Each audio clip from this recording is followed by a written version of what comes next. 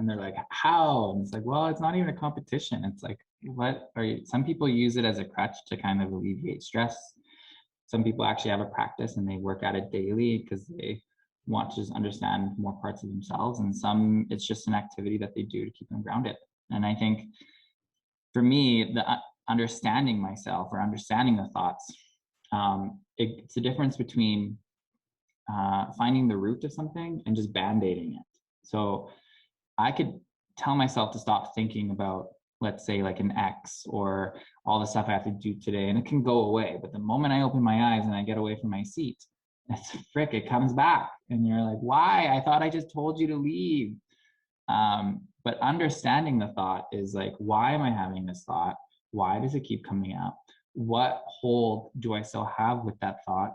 And what am I going to do to get rid of it if it needs to get rid of? And so it comes down to forgiveness, forgiving myself, forgiving others. Like I remember calling one of my exes and just saying like, I forgive you for what you did to me.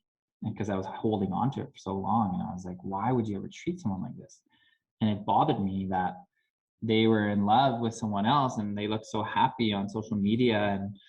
And then I'm over here suffering. And I'm like, why would you do that to me?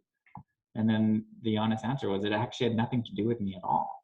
But I was holding on to that. And so filtering through that and just understanding where you need to forgive people and where you need to forgive yourself, that was the root of understanding the thought. And then once you kind of give forgiveness to it, or closure, I guess is the fad term that's being thrown around, is I need closure, I need closure. And almost always the closure isn't actually what you need. But when you actually do get the authentic closure, the thought just won't be there anymore because it's like a solved problem. You don't go home thinking that 1 + 1 is 2 because you already know it's 2, right? And so you don't have to think about it anymore. But if you saw like this problem that you just couldn't get, you're going to go home and like, oh, frick, how do you solve that? What is this madness math going on? And then you go to bed and you're crying, you're Googling, trying to find it. You're like reading all these books and you're like, what is this? And then when you find it, you're like, oh, okay. And then you never think about it again.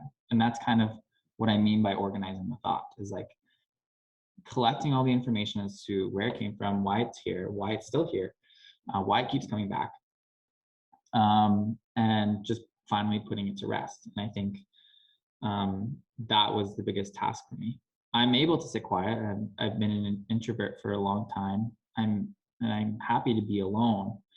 I find most people in meditation, that's the first hard part, is have you actually just spent time by yourself? Like I used to go to the movies by myself. Why? Because no one wants to see the movies that I'm watching.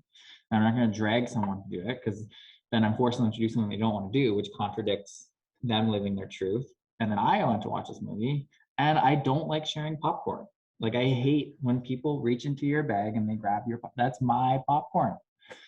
So I just recognize going to the movies was perfect by myself. But so it's kind of understanding the thought as opposed to trying to get rid of it, because it's not going to go away.